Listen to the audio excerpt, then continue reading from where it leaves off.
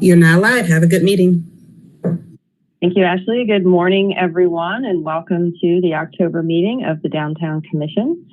This is Sage Turner. I am your chair, and I will remind you that we are online on the city's public input page. We are live on YouTube, and there may be callers on the line. So, a couple brief rules, even though we've done this a few times.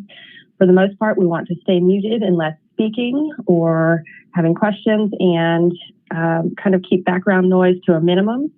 If we get to a point where we're having a conversation and we need to create a stack, simply show or raise your hand, and I will create a stack and call on you. We want to stay off the chat because it's disruptive to the actual experience. And yeah, if you can identify yourself before speaking for those who may be listening on the phone, that would be very helpful. And I think that's it.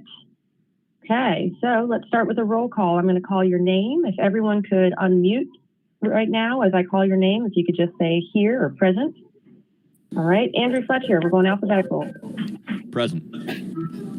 Thank you. Brian Haynes. Here. Brian Moffitt. Here. Dane Berriger. Here. Franzi Charan. Present. Kimberly Hunter will be a few minutes late, but has not yet joined us. Pam Winkler. Here. Robin Raines. Here. Ruth Summers. Present. Sage Turner is present, and Stephen Lee Johnson. Present. All right, thank you. And let's just note that Kimberly is not quite here yet, and you can go back to muting yourself. So next up on the agenda is our minutes, and everybody get a chance to review. Do we have any comments, questions, or changes? Okay, I had one change, and it was particular to paragraph 8. When we were talking, it's like when we got into the conversation about various parts of the project, and I just wanted to make sure that the detail of expressing the concern that Pritchard Park cost us $220,000 annually, and there was some concern that these estimates were going to be only $110,000 annually. I know it was said, but it didn't make it into the notes. If we could add that criteria, that's all I would have to add. Any others? Okay, can I get a motion? I'll move because I made that amendment. So with that adjustment, I move. Can I get a second? Seconded. That was who? Brian Moffitt, sorry. Oh, thank you, Brian. It's hard to see with everyone's faces. Okay, how about this? All in favor, show hands. All right, great. Thank you, everyone. We can move on.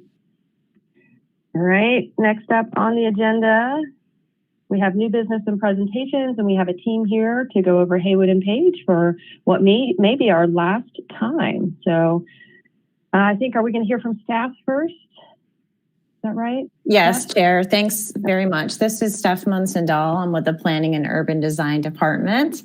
Appreciate being able to speak to you all today about your consideration to recommend to City Council to adopt or not adopt the Master Concept Plan for Haywood and Page properties.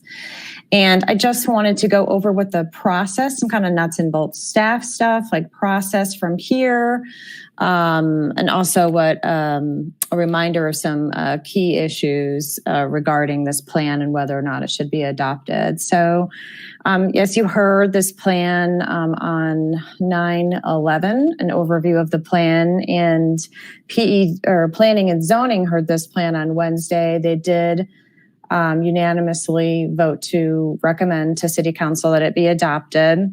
After you all see the plan today, it will go to PED on Monday.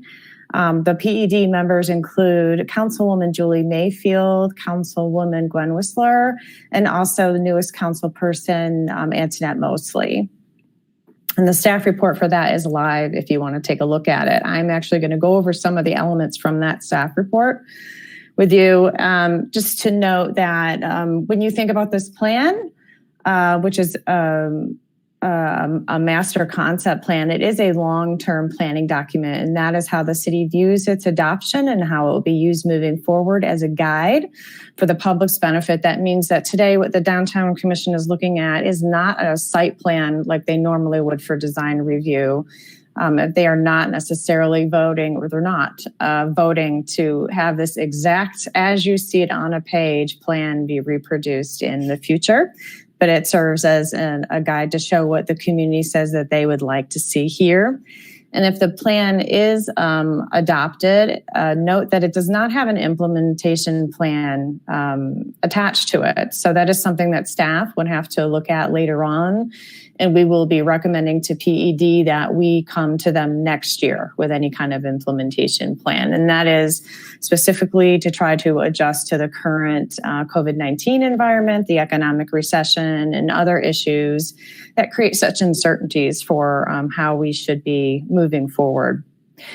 In order for this plan to work, we need to do two things. We need to acquire land from the Catholic Diocese of Charlotte, the St. Lawrence Basilica, and we need to realign Haywood and Page Avenues, which produces a lot of benefits, not just for this project, but for pedestrian safety in downtown overall.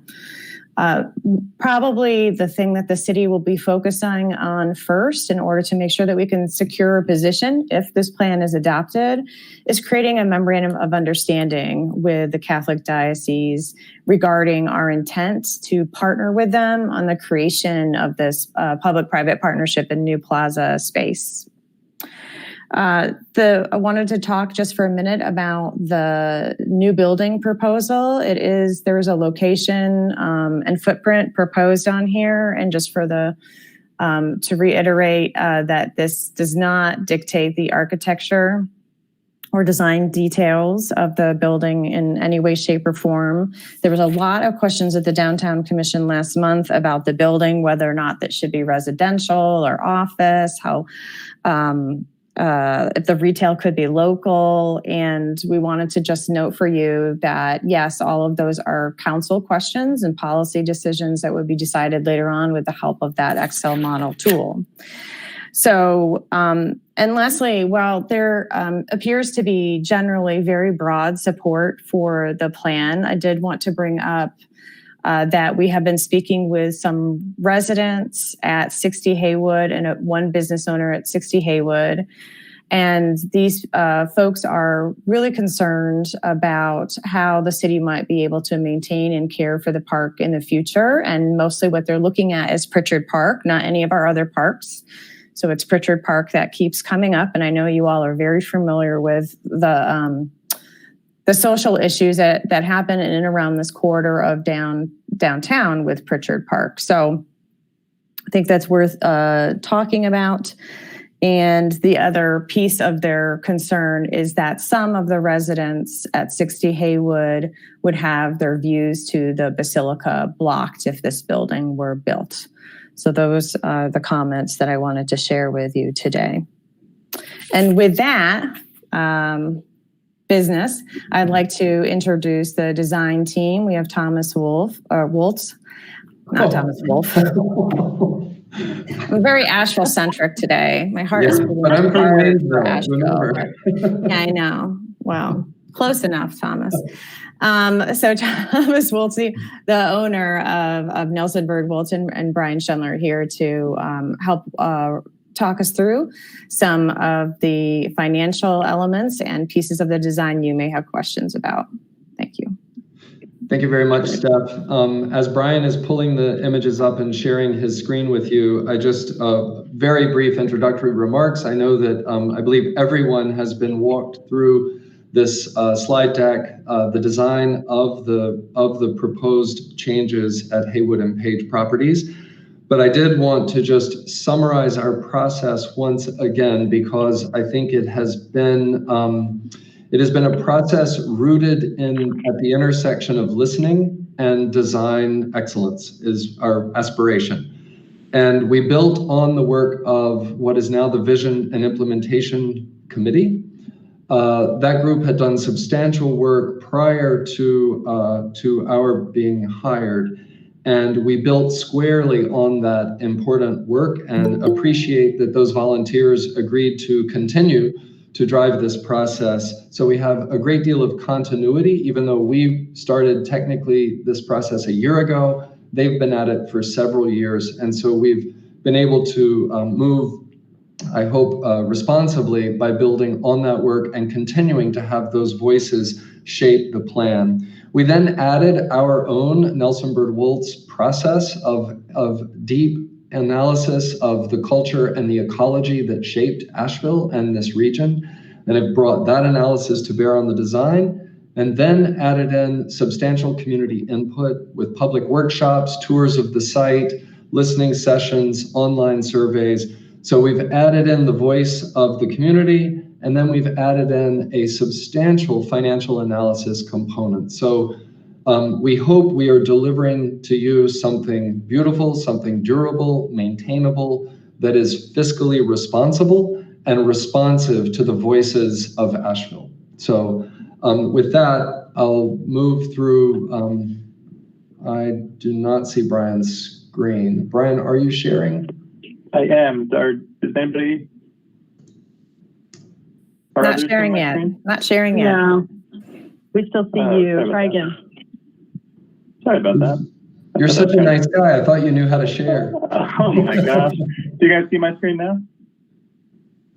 No. No. Not yet.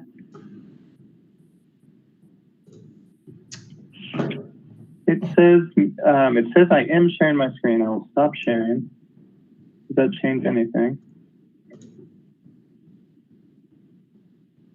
I've had this happen when you have two monitors. Are you by chance using two monitors? I'm just on one monitor right now. I'm presenting. Maybe I'll try this one. Okay, let's try this. Is this There you better? go. Great. Yeah.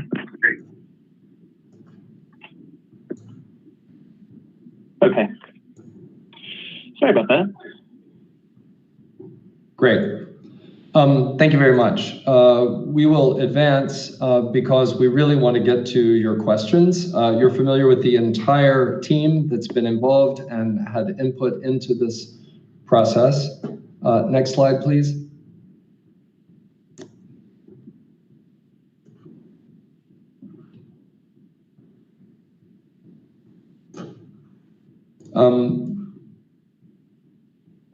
I'm sorry for the delay. What is seen on the screen now? We're seeing the community engagement session 1. So Okay. images from the Thomas Wolfe or Cellular Center and handwritten notes. Okay. I am not seeing that. So Brian, you need to, I don't know if there's something about our connection, but if you could just proceed, I would appreciate it. Yeah, so just wanted to, as Thomas was saying, just recap the process so far, and specifically that community engagement session. So our first one was in end of October, where we came down to Asheville after about a month of background research. So doing a deep dive into the history of the site, looking at some of the kind of the broader ecological and cultural connections. So it was a two-part process where we were presenting our research findings and then gathering feedback. And then equally important, kind of doing a site walk of different stations around the Haywood Page site, just to have people have the experience of being there and kind of sharing with us some of their concerns and expectations, as well as just to kind of share and communicate some of our excitement and things from the crucial findings. Thanks, Brian. I'm up and running now. Great. One of the important aspects that really unlocked the potential of this to be a great urban space and development for Asheville is, if you look at the existing on the left, and this is probably one of the most important aspects, we had two small parcels surrounded on all sides by road or alley. Those were the development parcels for both building and plaza. Through some wonderful conversations, very open and sharing conversations with all the institutions around this public space, we noted in the existing, the maroon is how small the public realm is in front of these institutions. And by realigning Haywood Street and by straightening Page to intersect with Haywood through this exchange with the St. Lawrence Basilica, or through this willingness to negotiate about that space, we were able to eliminate the diagonal roads that cut this site into multiple small pieces, creating greater space in front of the Basilica, greater space in front of the Cherokee Civic Center, and greater space in front of the Thomas Wolfe Auditorium. So in the right, you see the proposed road alignments. This has gone through traffic engineering and works well to create a safer Haywood Street experience. But you're also seeing in maroon the sense that the public realm goes from building facade to building facade. And I think we've been able to create something that feels like much more public space. It's the same space that's always been there, but just slightly reconfigured. So this really unlocked the potential of the site in a very creative way, not to mention reminding us of the base of the Stony Hill that was there for a few thousand years before it got leveled. So next, please. The responding to the neighborhood, authentic to your region, and finding the balance of building and plaza was essential. Those were our guiding principles. Next, please. Multiple concepts. Next, we came back to the community with those concepts. The community weighed in substantially and really shaped what became the final design. Next. You're seeing a sketch of that final design. We built a three-dimensional model to model the space, and here is the final plan. The essential elements are the community garden, a contemplative space called the Beacon. Again, as Steph pointed out, this is a master plan concept. We hope that all of these ideas will live on, but as you move toward implementation, there will be a substantial amount of design and development. But our hope was that the Beacon could be a place of remembrance and contemplation about the First Nations people and the Cherokee Nation that have occupied this site for a very long time before European settlement. Below that, the community gardens, collections of horticulture, the central plaza, an upper grove, a canopy and shade structure, kiosk for tool and equipment storage, maintenance storage, as well as a potential restroom.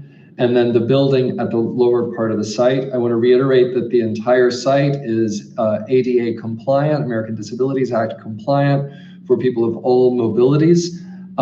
Meanwhile, the building is straddling a substantial grade change across the site. So we've tried to be very careful and hopefully elegant in erasing the sense that, oh, that's the ADA route, but rather it's the route that everyone takes, so that we erase that stigma. Next.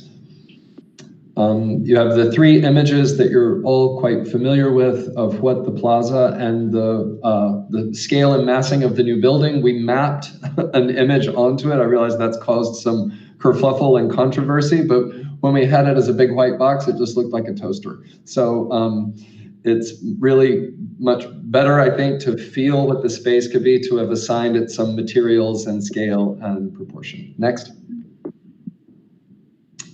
And this would be looking from that building down to the plaza. And really, I think this space almost acts like a civic theater where you see, you really can observe and participate. I think the elliptical form and the paths around it give it a kind of dynamism that we hope that this will be a very active space at the cultural heart of your city. Next. And last is the image of the Woodland Path leading up, and you can see the ramp route through this woodland grove of native plants to our region. So that summarizes the design portion. We know that you have questions about the financial analysis, so we can respond to those. And Steph, if it's the appropriate time, we'll open it up for questions, or I'll leave that to you or Sage Turner to direct. Sorry. I'm not so good at public meeting protocols. I don't know. I don't know what to do. No, that's fine. That's fine. Does anyone have any questions thus far? Okay, so as a commission, we've reviewed the design in entirety at the last meeting. So we can move on to some of the economic analysis, I think would be a good place to jump to.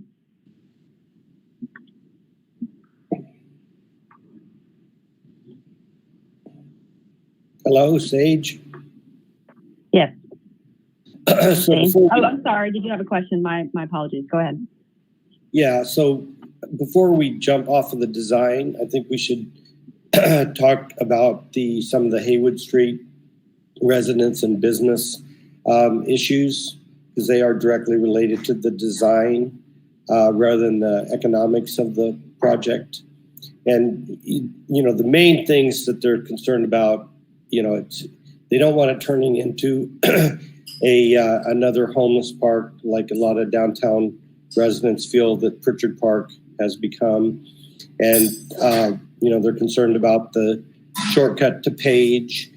They're concerned about the views, particularly from 60 Haywood Street, looking north. And I think, a lot of these issues could be addressed with just basically a couple of changes to the design. One, I think if the building were moved to the west end of the lot rather than being directly on Haywood Street, where the perennial garden is right now, and the perennial garden could be moved over to Haywood Street, just swap those two. That would address a lot of the Haywood Street people's issues. Also, if I'm not sure how we would handle the Page Street shortcut issues, but as far as the homeless situation over there, I think if we made a recommendation that the building were to be designed as a multi-use building with a strong residential component, I think that would help a lot, because one of the issues with Pritchard Park is, there's really not anybody there to keep an eye on things. It's surrounded by businesses, and the businesses all close up and go home pretty much at night. And so, we're left with an enforcement issue. Whereas if you have people there all the time, and a mixture of people, not to say that there couldn't be homeless people, but a mixture of people is much better than just having a hangout, for people that don't have any place else to go. So anyway, I think that, that would make it, just those two things alone, moving the building to the west end of the property and making a recommendation that it be multi-use with a strong residential component. I think those two alone would address a lot of the issues that people have with the design. So that's it. Thank you, Dane. And just of note, this design has explicitly ruled out residential thus far. And I think, maybe this gets at a process question I was going to reserve for the end, but might be worth asking staff right now. Because the process I'm seeing is we are going to, like planning and zoning, vote on whether or not we recommend this model moving forward. But what I'm confused about is whether or not this model is still adaptable, because there are a lot of assumptions built into this. We're assuming institutional use. We're assuming kiosks. We're assuming this is the footprint of the building that will pencil the maintenance of the park. But is some of that fluid? If we find, a year from now when we start to look at implementation, is some of that stuff still manageable and up for change? Could we be looking at residential, or are we actually as a group today saying, this is it, this is the plan, we want this 2,200 square foot building, it can be no taller than this, and it can only be these uses? Can anyone on staff speak to that? Yeah, I can. Just a couple things. The building is 55,000 square feet. I understand you're maybe talking about the footprint, but just so that people know, we're talking about a pretty substantial building. And residential has not been ruled out of the potential uses for this building. But what the Vision Implementation Committee and staff did provide as input is there are hundreds of residential units already around this site. So just as a reminder, with the Battery Park and the Vanderbilt, there's actually residential units above the Grove, and there are some at 60 Haywood. They may not have eyes directly on the park. We did think that, and actually this is not a spot in Asheville that has a dearth of residential units. It's not to say that that might not be the most appropriate thing, or that that might be actually the most financially beneficial thing, or provide great benefits to our community to have additional residential put in here. Just a reminder that this will be a space where there will be festivals and groups making noise as well. So as far as the residential component. So if it's appropriate, it may be. If it's economically something the city wants to look at, absolutely. So the answer is that this is a very flexible plan, especially the building. And we don't expect the building, as we mentioned at the front, that building may have to shift 20 feet to the west anyway because of final engineering, right? So this is a concept.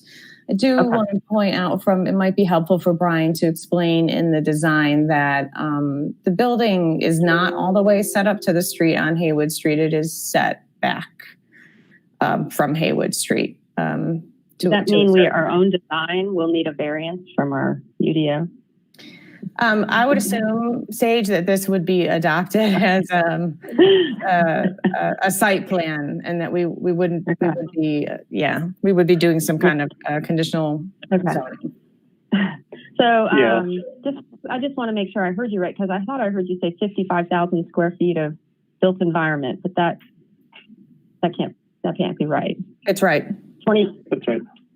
That's right. 55,000 square feet of built environment. That's not including. That's just the building. That doesn't include the little kiosk. But yeah, that's the total of the building, which again it's just a concept.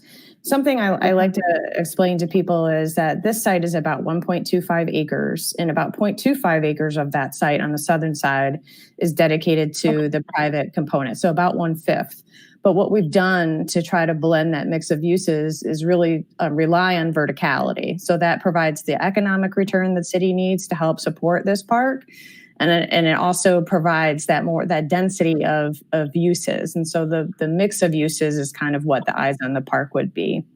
It is one of the reasons also, I know the concerns about the alleyway that Dane brought up. Brian might be able to speak to this as well, is that there are entrances to that building planned for that site, and there are market stalls planned for that site, and the improvements, there are a lot of improvements planned for that alleyway, is what I would say. Yeah, absolutely. Features. And if I could add to that, just one kind of interesting component is that the way that we've been looking at the floor plans is that the building is kind of, double loaded. So if you look in section, there's kind of an internal hallway that splits the middle, and then there's kind of a smaller storefront on the alley side with stoops and kind of creating an activation in the back alleyway, as well as kind of the spaces on the balcony side that could be slightly larger to for a larger retail experience or restaurant overlooking the plaza. So just a long way of saying that the building, I think one way to think of how we are thinking about that cut through is much more of an activation, not seeing it as kind of a back of house or kind of just a dark, desolate place, but something that is kind of engaged and activated. And I think we were specifically, there's several kind of local examples of, that kind of, robust kind of activated alley culture in Asheville that we were kind of inspired by. But as Steph said, we're envisioning kind of a row of market stalls. Let me switch to the bigger plan so you can see what I'm pointing to. But a row of kind of temporary-ish or kind of, kind of a place for new retail businesses to get established, but kind of this incubation market stall section here. And then, as I was saying, kind of that having that dual-sided, so stoop and the front of retail entrances, and I think it's 3 or 4 kind of sections going to the building from this side. So the shortcut experience is, I guess, physically it's quite large, kind of a grand clear. It's almost the same width as a road typically is. So So just imagine this is a really robust and activated, beautiful space. Yeah, I almost recoil at the word alley because it seems to have a negative connotation, but we have to keep in mind there is a group, I think it's the same group, there's the Asheville Design Center working on kind of an alley connecting plan. When I'm thinking of the alley connections of the future, it actually gets me excited. So I'm pretty enthused about what could happen there on that shortcut. Ruth, you had raised your hand. Did you have a question? Dane, you'll be after Ruth. No, I just wanted to have the designers mention to Dane the reason that the building isn't all the way to the west side of the property. And part of that was the connectivity to the Grove Arcade and also to work on better view sheds into the property. And I believe also that part of Page Avenue is part of being straightened, where now there's a pretty bad curve on it. So there was a lot of thought with the committee and with the designers put into don't put the building all the way to the west. So I just wanted to mention that to you, and maybe the team would elaborate more on that. Thank you. Well, Thank you. Thank you for that comment, Ruth. And thank you for remembering all of those reasons, because you're spot on. It was really an intention to not close down the site. As you can see in the visual on the screen, if the building moved all the way west, it would create a solid opaque corner to the Battery Park. Also in the plan, you can see there's a very strong diagonal axis connecting the Grove Arcade and the intersection of Page, the Grove Arcade, and the Battery Park building at a diagonal that goes all the way to the Civic Center and the Thomas Wolfe Auditorium. So that spine of the space is really about the civic cross-axis of the park, and that's how we settled on it being to the east. The other reason that Ruth did not mention was to continue the street wall to really engage the park and development site to the street wall of Haywood, like in good urban form, maintaining that street corridor by having the building participate in the sort of wall of architecture that makes Haywood Street. So that was another reason. But then having a kind of open loggia or colonnade on the street so you can step in under that. It enhances the retail experience and it cues you up to enter the park. So those were just the thinking behind it. Thank you for bringing that up, Ruth. Not to say, as Steph mentioned, not to say that it's locked in. These can be further conversations as moving toward development. You will see, Mr. Bauer, that we stepped back the building on that facade, so you would see the corner of the building, the first building existing on Haywood. So the building steps back some with a setback on the roof as well. Brian, if you want to just flash to that section again. We don't have the building behind it modeled, but you can see the top 3 floors step back, and the building has this open colonnade underneath it. So it will feel, I think, quite porous to Haywood Street, but it would also continue the street wall. Well, so far I haven't heard anything that's addressed the issues of the people on Haywood Street. I think, it's great for the Grove Arcade, but it doesn't help the people on Haywood Street at all. The only other thing I can see that you could possibly do if you don't want to move the building to the west is to make the step back further and add a couple more stories to it. So if you stepped it back, I think it looks like about 20 feet right now, maybe step it back 30 or 40 feet and drop it down 4 floors instead of 3 floors. I think you could address the issue without having to move the building. So that's something I think that's Thank something you, Dane. And to think about. Brian Moffitt, I have you next. Okay. Also, your market stalls, well, 2 things actually. Your market stalls, I think that's going to be a very difficult place for vendors to have market stalls.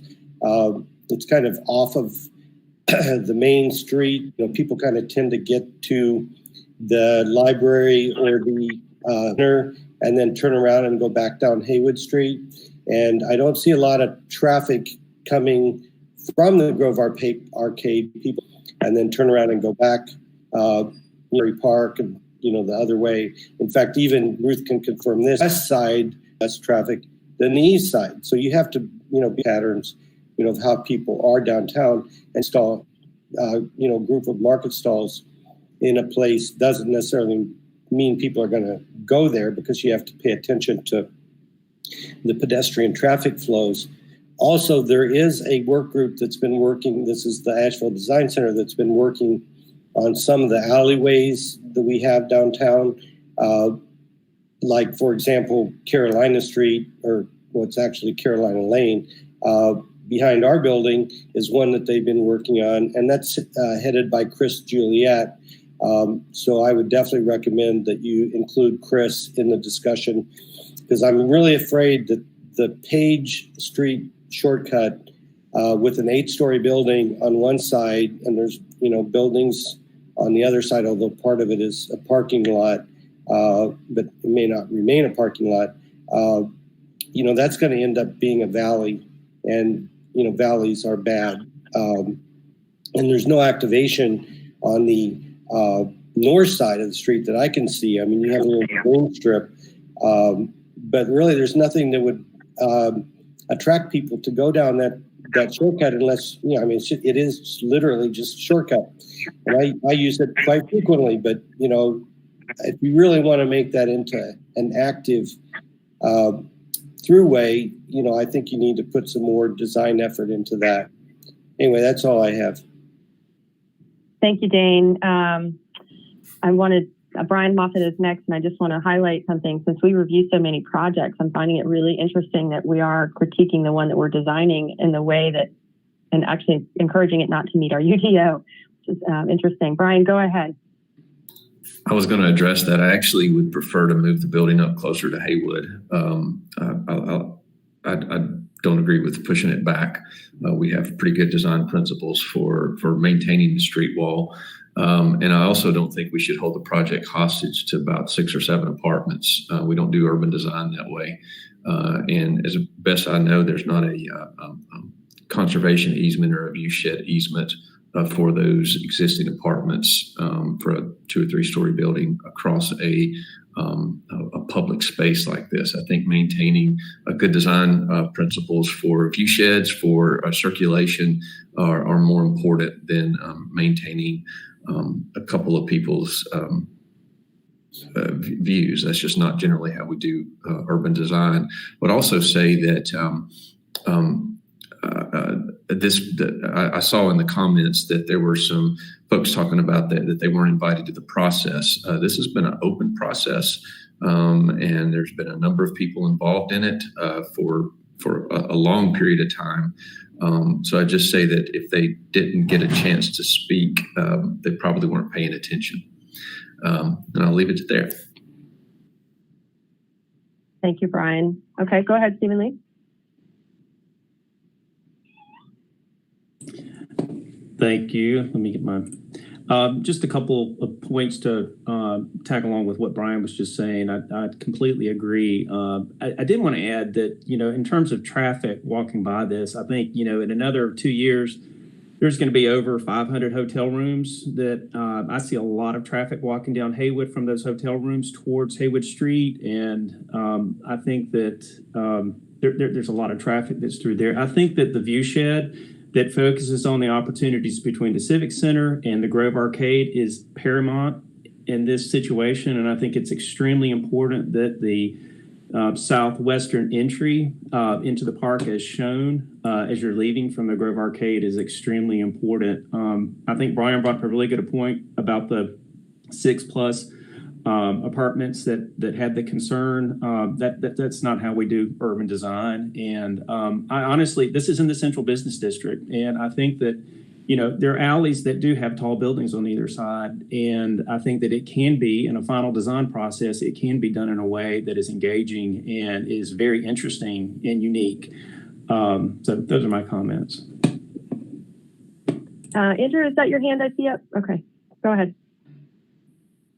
Yeah, I just want to say I don't share Dane's concerns because I feel that, like, if there is so much in play and there are so many carefully stacked sets of ideas, and of course all ideas are made up of situations and compromises and difficulties and benefits, and I think this is a wonderful balance of those things, and that yes, you could make some changes that might address one set of concerns and create perhaps a dozen more. And so I think this is a very well-balanced plan. And the fact that there has been a remarkably small amount of pushback, I think, is a testament to that. And I'm very glad that this lovely view will help, that is here, is actually will be moving into the public realm, into something that many people can enjoy, instead of just a very small handful of people. So I'm very pleased to see that, especially after we've seen lovely views privatized by, for instance, the hotel that went up in front of the tunnel. That was a beautiful view that now you have to buy a hotel room to see. So I'm really glad to see something going in the other direction, where we have a view shed that is becoming public rather than private. I think that is great. And the other thing I'd like to point out is that if we made all our policy hostage to the homeless policy of out of sight, out of mind, we would never do anything, because that is typically when you hear concerns about homelessness, it isn't like, hey, we need to find a place for these folks to be. We need to find some dignity for them to exist as our neighbors. And instead you hear more just like, well, I don't want them in front of me. And that's been a lot of cities' policies, and that argument has swayed a lot of policy and prevented a lot of things from happening. And it hasn't addressed the homeless issue at all. It's just addressed the homeless issue for some people that would rather not see it. And I won't accept that. That is not part of what makes me support or deny something. So I like this plan, and when we're ready, I plan to make a motion. Dane, I see your hand. And I agree, Andrew. I think, we need to consistently remind ourselves to address the problem of homelessness, not to address homeless as the problem, the people themselves. Dane, what were you going to say? Well, I just want to say that I take exception to the idea that the downtown people are objecting to the homeless people as a category. I mean, we live with the homeless people every day, all day long, and we have a pretty good relationship with all the different diverse populations that are downtown, and everybody gets along fine. What people object to is if there's too high of a concentration of only homeless people. What's best is if you have a mixture of people, if you have like all income levels, all races, just, a mixture is always better than having concentrations of one kind of people, no matter what kind of people it is. I mean, and that's what downtown is right now, is a good mixture of people. And we have a broad range of people, and we're not objecting to keeping it that way. We just don't want it to become a hangout for people that have no place else to go. And so that's all that I was pointing out with the homeless situation. Thank you, Dane. Okay, I'm feeling like it's time to move on to the next thing. Kimberly, I can't tell if you're raising your hand and have something to say, or just feeling the moment. I'm not going to comment right now. Okay, fair enough. Okay, great. So, good conversation. I will remind us that we're getting a little bit in the details, like should the building be here? Should it be set back there? And I suspect, this is still just a conceptual plan. The building will be fully designed, fully vetted, and go through the same review process that all of the projects we review will go through. So there will be opportunities for the folks that live at 60 Haywood to continue to give input and critique design and so on. We will have that regular process, however many years away that may be. All right, let's get on to the economic So I have an actual technical question about, I really care about lighting. I was downtown last night and, the lighting's getting better so people can see dark humans, dark bodies, which will make it less aggravating for people to assume danger. So what's the lighting situation for this proposal? Did we get into lighting details? There was also one, it was mentioned earlier, civic kind of auditorium style, and it made me wonder about sound as well, but that may be more detailed than we're at this point. Yeah. Okay. So staff would just like to make a comment, though, I would say, as far as lighting, is that support what Kimberly says wholeheartedly, and tying it back to Chair Turner's discussion about making sure that this plan is thoroughly vetted and reviewed through any processes. We've been focusing more, Ms. Hunter, on pedestrian scale lighting. So if you take a look at the new parks and greenways down on the riverfront, for example, we've in the past, the city has relied solely on street lighting, which doesn't cut it. So if you take a look at some of our spaces now, we have lighting that is at a maximum 12 feet from the ground, and we're also looking at for pathways, doing more smaller scale lighting, and also installing things like safety call boxes along our pathways. So I think those are opportunities moving forward. And I'll be sure to make sure my colleagues are on it. Okay, Pam? Thank you. And then we're going to, Robin, did I see your hand? Okay, so Pam, and then we're going to move on. I just, as far as the lighting goes, it's just a reminder that, yes, it's great for safety to have the lighting, but we also have to remember that, after midnight, there are people trying to sleep all around these public spaces. So that has to be considered too, that we're not making it daylight outside of the residences' windows. Thank you. Yeah, easily noted. Fortunately, this is not our first downtown building. We will be able to review it all. All right, now let's get on to the economics analysis portion. Sure. Is there a slide you'd like me to pull up? Yeah, let's see. So much of it was new that we hadn't seen. Let me get it open. I don't know if it's just worth like a brief overview. I don't want us to take too much time.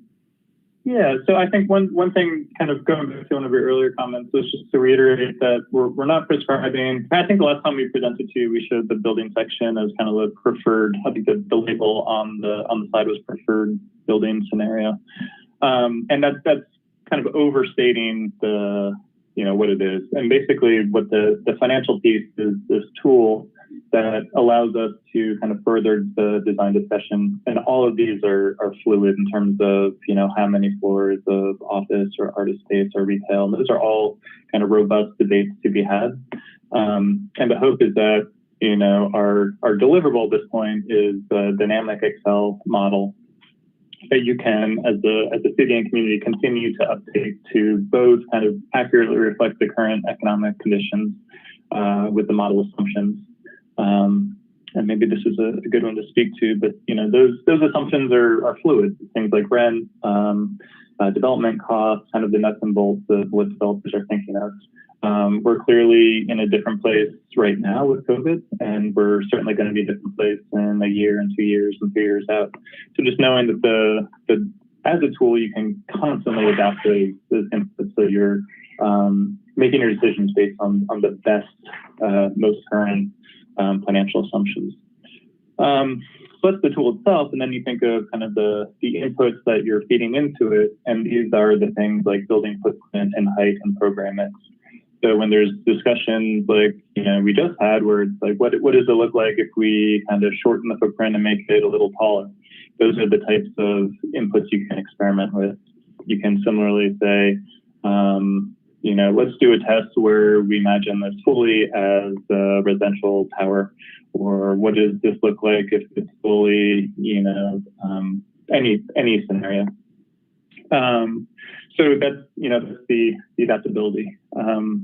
As a kind of just background information, when we were running the model, we kind of ran through 62 scenarios and just kind of churned them out just to kind of get a sense of how the profitability of the building changed with those scenarios. And that's where we arrived at the preferred scenario. But clearly that's something that is, just one outcome of running the model. I hope everybody's had a chance to look through the new slides that were added. It's the 200924 document. There's a lot of great information in here about potential impacts of COVID and some historical growth of population, wage, et cetera. There's a slide also that shows, I'm trying to figure out what's page 5, the real estate market. I found this particularly interesting because it shows the makeup of retail, office, flex, and multifamily, as we all sit here and say, well, where's the residential component? I encourage everyone to look through these. And I think it will, there's not much discussion to be had today other than it will help inform the final uses, and we may know more as COVID settles down and we do or do not enter a recession. Okay. One quick point of clarification. I think you're referring to the economic analysis chapter. And that was a fuller document that we posted to the project webpage. The deck that we're looking at now has not changed significantly from the 9/11 meeting. But everyone should look at that chapter. Basically, we kind of, given the freedom of not having time constraints, we just listed all of the background research that James Lima consultant team did preparing for the model, and kind of just a lot more background information of how we got to where we are. Yeah, it's great information. Thank you for providing that. You're welcome. I have a question just about feasibility, and it may be premature, it may not, but we're looking at a pretty hefty lift financially, and we've got this major street rework to do. Is there any consideration for how this model might work without changes to the street, or is the street like absolutely a requirement for us to even look at this kind of model? I mean, how are we? I'm just trying in my head to flesh out how the community is going to move on to the next step. And I know what I've heard is that it's going to take a year off. We're going to end up bringing it back to PED maybe next year. It could be longer with an implementation plan. I'm curious about things like, what if the street doesn't work out? What if we don't have the money? What happens to the site in the meantime? What happens to the Elder and Stage Garden? Can anyone speak to that? One point of clarification, are people seeing my screen still, or has it gone dark for everyone? I see it. Okay. I think one note of the model specifically is primarily looking at the building footprint in terms of looking at the cost. So I think the one variable that affects Chair Turner, I'll address the design. If the road could not move, a good design could be created. Having public space in this part of downtown is, I'm feeling quite essential. When we did our analysis of all of the open spaces in downtown, there are very few, and this area with so many public institutions that gather lots and lots of people, from the library, the Thomas Wolfe Auditorium, to the Civic Center, to the Basilica. That's a lot of people coming and going, and giving them this amenity will be extraordinary. And it gets exponentially better if you can do the road work. I would say we'd be grateful for open space if you can't do the road work. So I think there are solutions of good design. Our task was to bring all of our creativity and hopefully logic to this, to set an ambitious goal for the quality of the city. So we fully acknowledge that it's a complicated road ahead, but that the long-term benefits in urban planning and design of landscapes, we try to think on the century scale. And we think the time and effort would be worth it because of the exponential improvement in safety, sense of identity in the civic core of Asheville, and the beauty that it would bring to this part of the city. Absolutely agree with all those things. I'm just a little worried about money. Andrew, go ahead. Yeah, for me, it was very early in the process going now years ago that I realized that, or that I observed that without working on the roads, the infrastructure, and the pedestrian mobility issues which are there, then there simply probably wouldn't be enough success to go around to get this thing off the ground. I think if we just lived with our inherited problems around the infrastructure, I don't believe that we would be able to have the momentum to go forward with anything. So it was really clear to me, and I found a wide recognition in a lot of the other folks that were attached to the Haywood Page task force, that the infrastructure issues were sort of top of the list, and that the benefits that would flow from a full look and reconsideration of how the roads and streets and sidewalks work was really necessary for the entire project. So when I saw how the roads were realigned and reconfigured, and the thoughtfulness of which that was done, and how fewer interactions there would be between pedestrians and moving vehicles, I said, oh, yep, that's what we were waiting on for everything else that comes in within the site. So I'm very supportive of those changes. Thank you, Mr. Fletcher. Does anyone else have a comment or question right now? Okay, I'm trying to be wary of our time because we're stopping today at 11, and we have another large item after this. But are there particular things that the commission would like to hear from the design team or consultants or staff about next steps? And we have several more documents we haven't necessarily gone through, but we have reviewed this before. So I'm trying to get a feel for where everyone's at. Yeah, I have a question for staff, and I'm not sure they can answer it in this moment, but it is part of my consideration. How does a project like this balance with the conversation of reparations from the city of Asheville, in terms of, like, there's a timeline and demands around that, and then there's like business as usual moving forward here. Where do they intersect? I guess that's probably my today question. Or do they intersect in terms of consideration?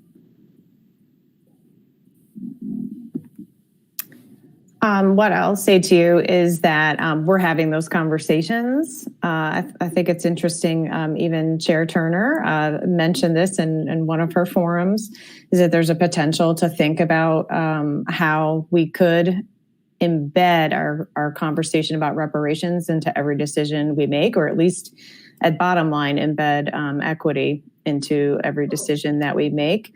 But as a staff, I would say that I'm looking forward to seeing how the city manager, working with upcoming council through the next budget cycle. There will be probably a pretty exciting priority setting process in spring after new council's on board, and moving into next fiscal year has those types of discussions. And tying this back to Chair Turner's previous question, that's really where the next steps of this project lies, is a council consideration about how the intersections between projects, reparations, and how it balances out. It just also in the context of money.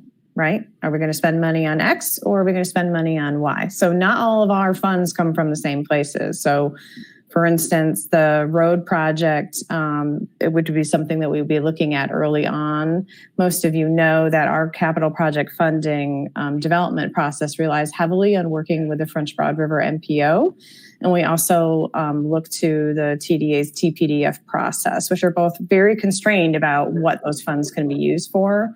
But that leaves room for city funding to be used for other things like reparations. Kimberly, I think that also I would say that as a potential for implementation moves forward with partner negotiations, there's also probably a larger ability for us to speak about something innovative here.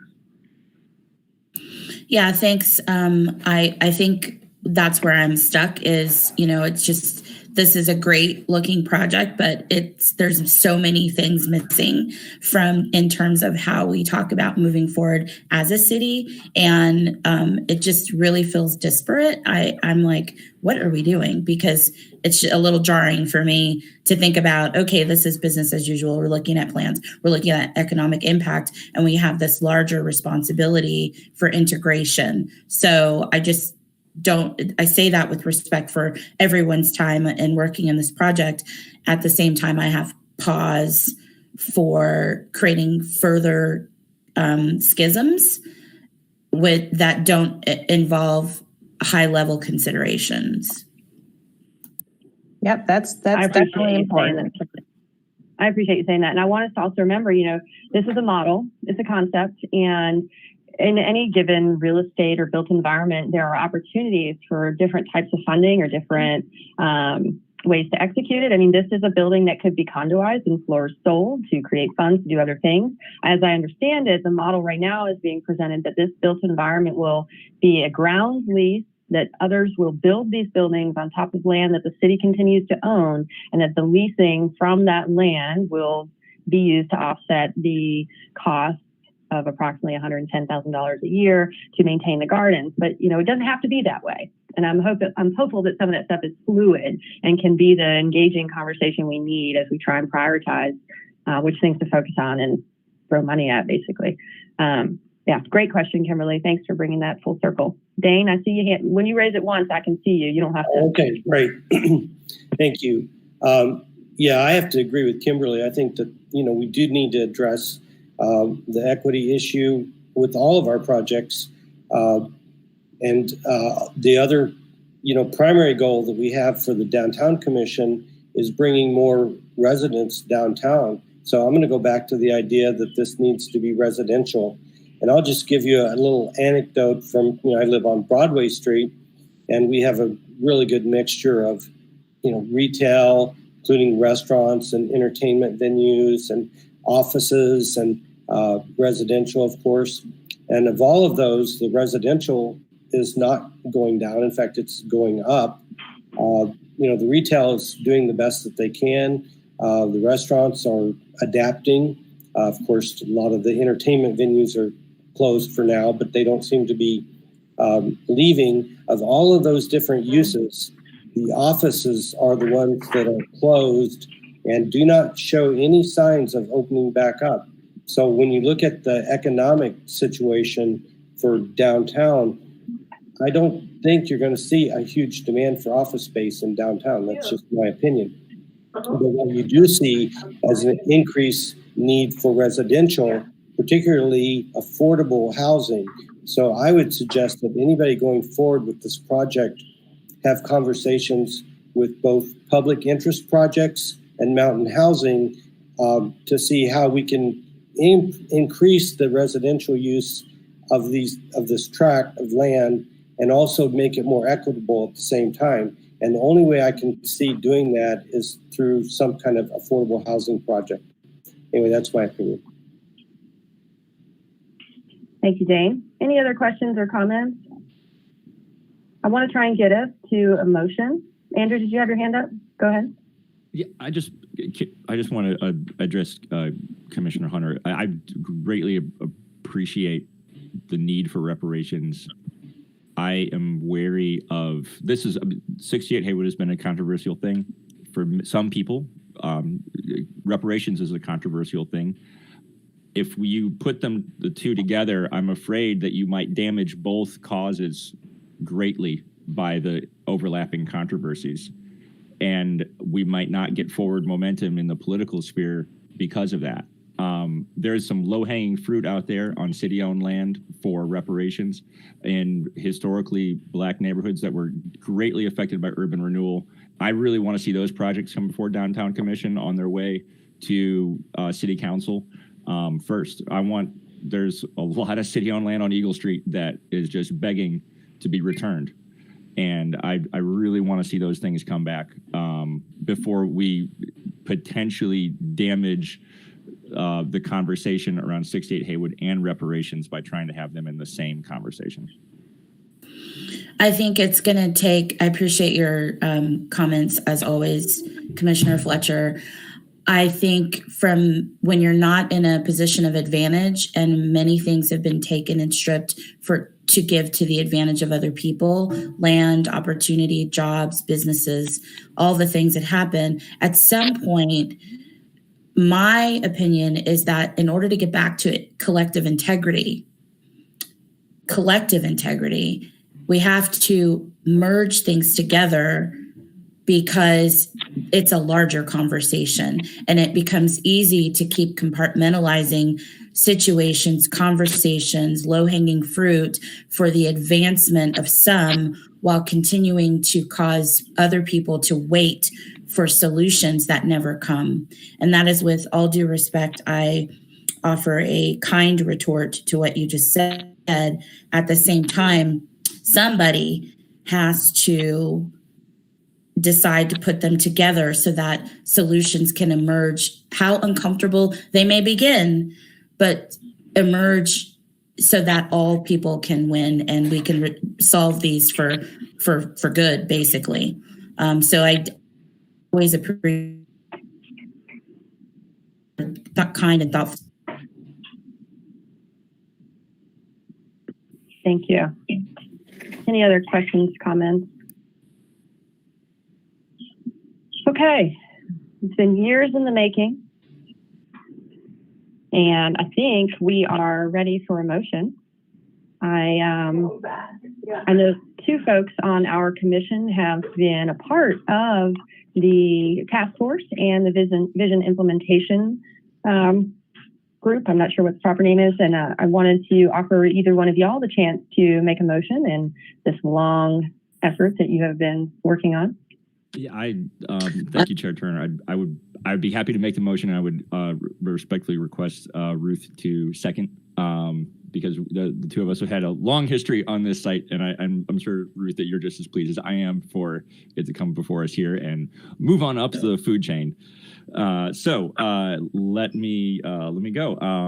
I move to accept the concept master plan for the 68 Haywood site as presented and recommend adoption to Asheville City Council.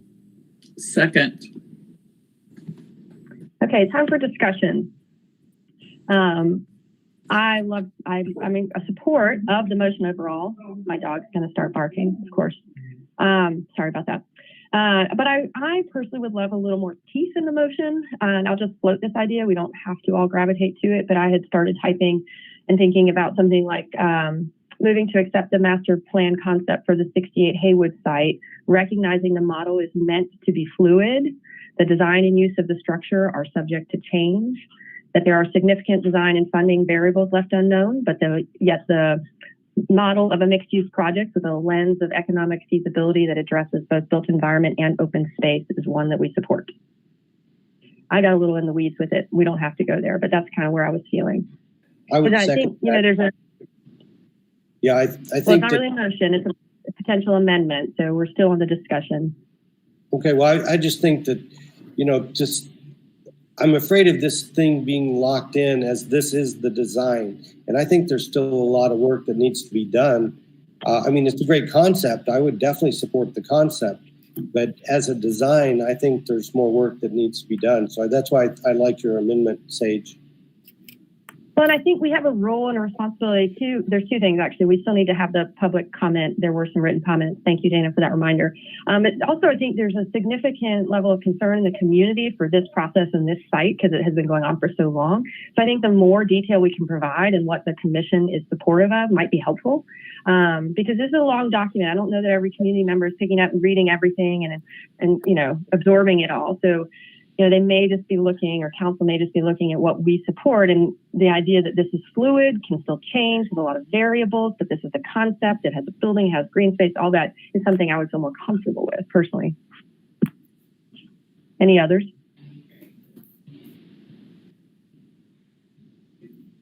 Okay. Original motion maker, Andrew, how do you feel about that amendment? I think it restates the contents of the presentation and the documents, so I'd find it unnecessary and inoffensive. And inoffensive? Mm-hmm. So I feel neither here nor there about it. If it gets support out of the commission, I will support it as well. Ruth, where are you at with it as a second? I just wanted to kind of reiterate to the commission, this was not a 2-year process. This was a 4-year process. And the original committee was appointed by city council. There were 24 people on that committee, I believe. Andrew, you can correct me if my numbers are incorrect. It's been such a long time. And then after that, there was almost a year's delay. And then there was a vision implementation committee that got together. And we worked for another almost 18 months. There were many public meetings. There were opportunities for people to make comments. And I agree with Andrew. I don't think we should change this. The city spent a lot of money hiring consultants who did what I feel is an amazing job. It's one of the best planning processes that I've gone through in the 24 years I've lived in Asheville. And I think we're trying to pick it apart and to change it when we don't even know if we can fund this project. And there's still going to be opportunities for more input. We're going to be looking long range about how we can pay for this. We're going to be looking at this proposed building. And yes, it may end up being residential. It may be part residential. It may be part nonprofit. I don't want to see this project stopped because we want to get into minutia, which we shouldn't be doing right now. And that's how I feel. So I will leave it at that. I support Andrew. Andrew has been the chair of this committee for 4 years. He's done an amazing job pulling people together. And I would like to see us approve this and send it on to city council. I think we're all saying that, and kudos and thank you both of you. Ruth, you both have been involved. Okay, I saw Pam and I saw Stephen Lee. I'll just finish my sentence. If my motion or my potential amendment made you feel like we were somehow backing off from support of the plan, I'm sorry, that wasn't really the case. I was just trying to elaborate on the many details that we discussed today in our meeting. Ruth or Pam, I think you had a hand up. Yeah, I'd prefer to keep this Andrew's original simple proposal. I want the clarity going to City Council that we're behind this project. It's in the presentation that it's flexible, it's a design concept, master plan. I don't think we need to reiterate that. That's part of the proposal. Thank you, Pam. Stephen Lee? I agree that maintaining the clarity in this is important. I agree, Sage, with your comments. I think that this is a master concept plan. So in moving forward, there is still an entire design development process that has to occur where things will definitely move and change. But I think that as a master concept plan, it's as simple as that. And I think clarity is important. Okay. Any others? Oh, Kimberly? Yeah, I just want to say I am going to vote no, but only because of the timing. And I want to just really honor the work that Commissioner Summers and Fletcher have put in for the 4 years, that this really, the design plan itself, so I'm saying this deliberately because of the respect I have for the time that you've put in and for the plan that I'm looking at. It's, of course, it's been done exceptionally well. The timing of it really is ill-fitting, I think, for where we're at in the city. And that's the reason I'm going to vote no, but I wanted to respectfully articulate why to you both as co-commissioners. Thank you, Ms. Hunter. Any other questions or comments? I think I need to do kind of a show of hands. I'm not sure what the process is, but show of hands, do you support the amendment?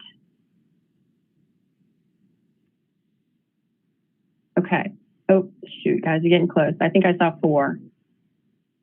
Okay, so I think we are retracting back to the original. We don't have support for the amendment. I'm fine with that. I think this conversation's been wonderful, and we can now vote on the original as stated, which, Mr. Fletcher, would you mind reading one more time? Yeah, absolutely. I move to accept the concept master plan for the 68 Haywood site as presented and recommend adoption to Asheville City Council. Okay, we're now in for a vote, and I'm going to do roll call style. We had to lose Brian Haynes. He had to leave, but we gained Kimberly Hunter is starting, so we're going to do roll call again. I'm going to call you in alphabetical order by first name. If you can just say yay or nay. Andrew Fletcher. Yay. Brian Haynes is now absent. Brian Moffitt. Yay. Dane Berenger. Yay. Bronzy Charan. Yes, yay. Kimberly Hunter. Nay. Pam Winkler. Yay. Robin Rains. Yay. Ruth Summers. Yay. Stephen Lee Johnson. Yay. And Sage Turner. Yay. All right, y'all. Thank you, everyone, including the consulting group and staff and the 2 of you on our commission that have worked so hard on this. It's been a long time coming, and we are moving forward. Thank you, everyone. If you were part of this, you can go ahead and drop off. We're going to move on to the next item. Thank you. Okay. So let's get back. Just a reminder, we're trying to be done by 11 a.m. Because there are other virtual meetings and things to get to. So we have about 45 minutes, and we're moving on to open space amendments with Vidila Satvika, who it looks like is queuing up and is ready. All right, go for it, Vidila.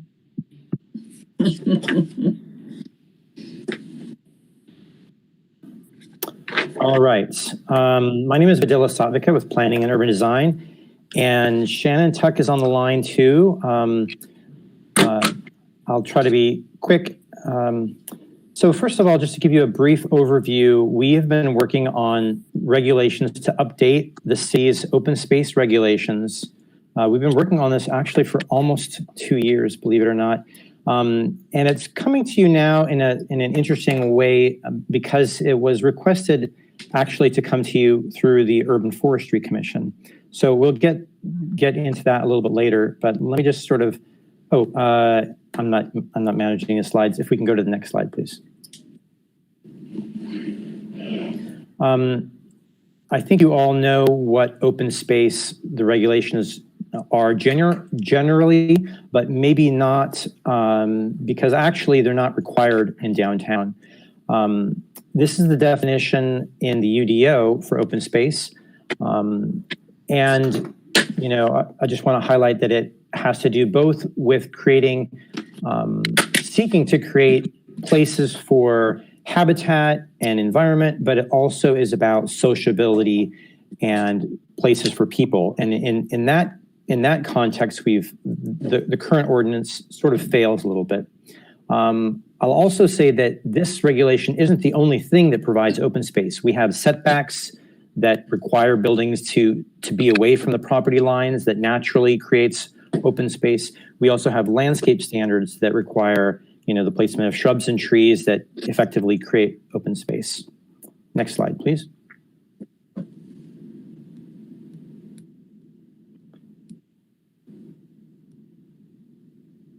So the normal presentation that we have on this is like 30 slides, and we've tried to pare it back specifically for the reason here at the very bottom of this slide that open space regulations have not been in effect for the CBD. The CBD has been exempt from them, and we're proposing that they continue to be exempt.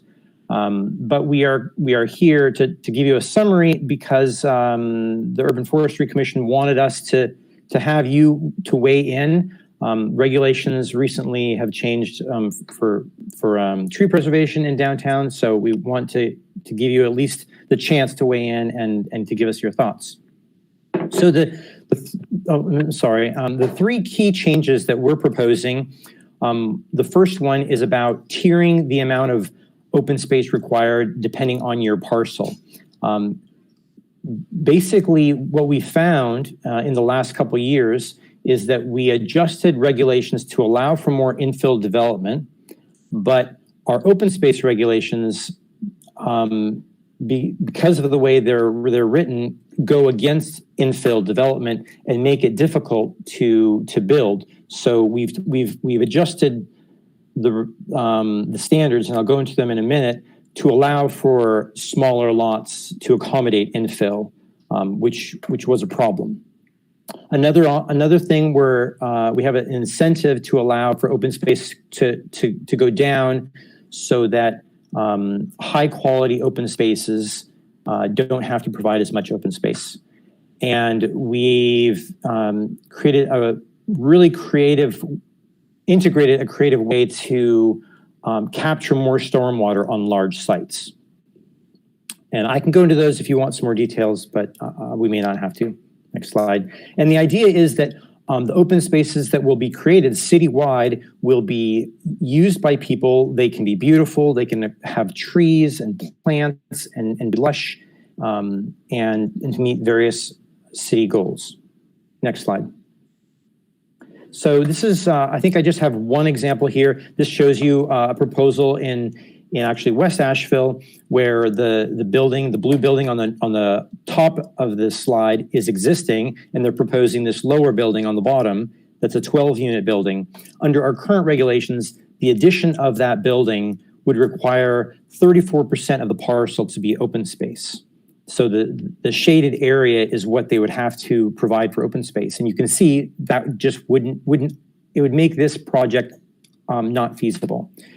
So that's sort of what we're at here. And the next slide shows that we're adjusting it so that you have to provide 5 to 10% in this instance, based on the unit count, open space. So if they were providing the 10%, you could see they actually have to redesign the building and bring it back a little bit to allow for that open space. But if they want to create the higher, the more intense open space that has seating, flatter ground, they only have to provide 5%. And in this case, their plan could work. Next slide. And whether they, in this instance, go with the 5 or 10%, there's plenty of room for landscaping and trees through the setbacks and through the paths. And I haven't even actually highlighted them all, but even between the buildings, there's room for the landscaping. Next slide.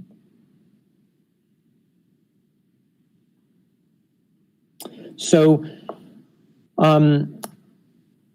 the recent activity, you know about this, tree preservation ordinance passed, and it requires the CBD to also be accountable for tree preservation, right? I think it's between 5 and 10% tree canopy in the CBD. The tree save ordinance has now been abolished. That didn't apply to the CBD at any rate.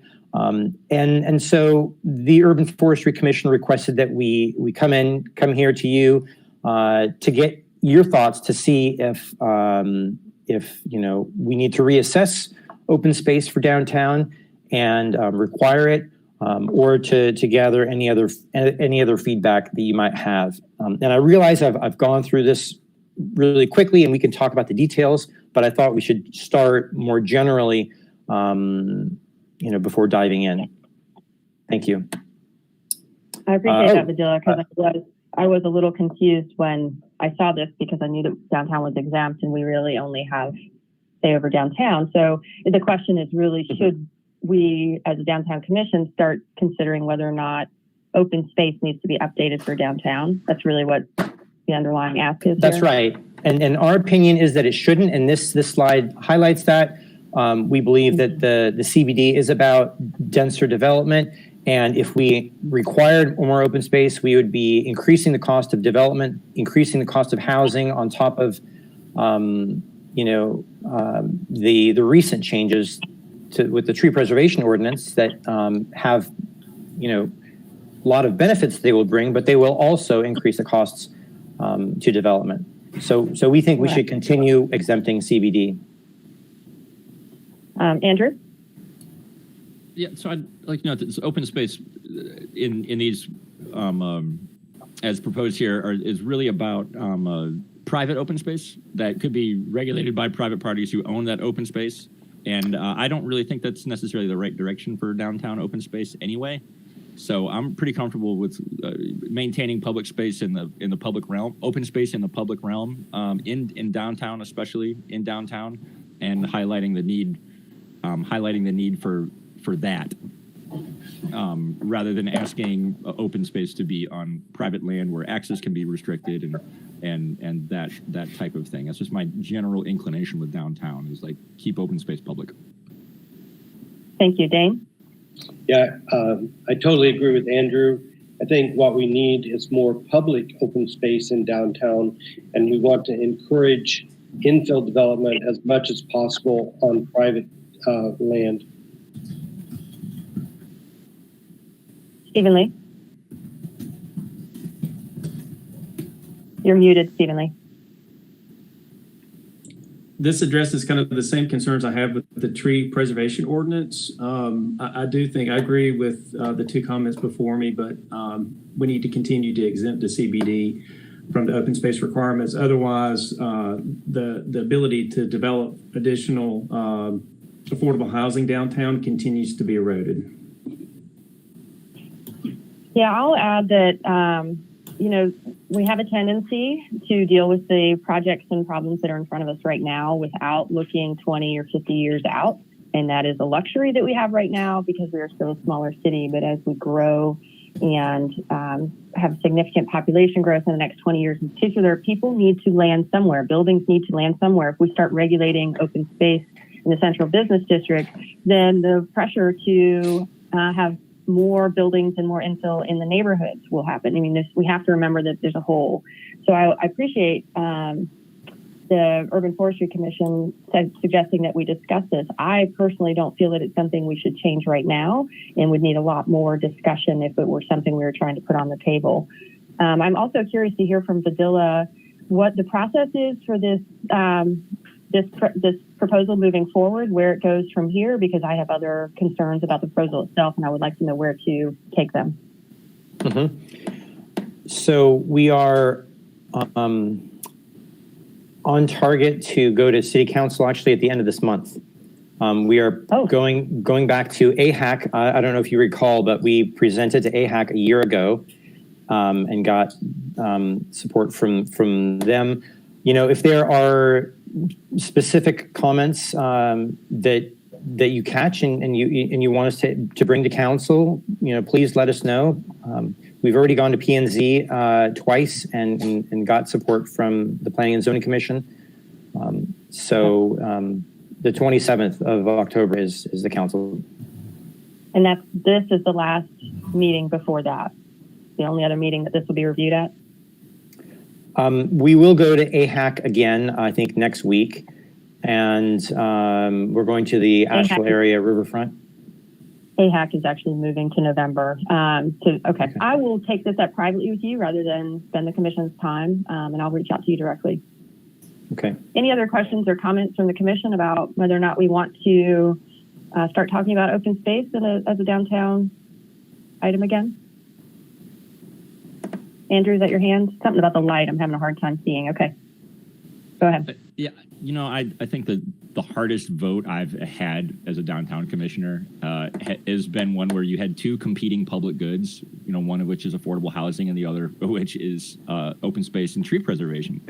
What a difficult ask, I think, for anyone is to decide between two good things when you really can't quite have them both. I think in some ways I say it would be nice to have some guidelines here.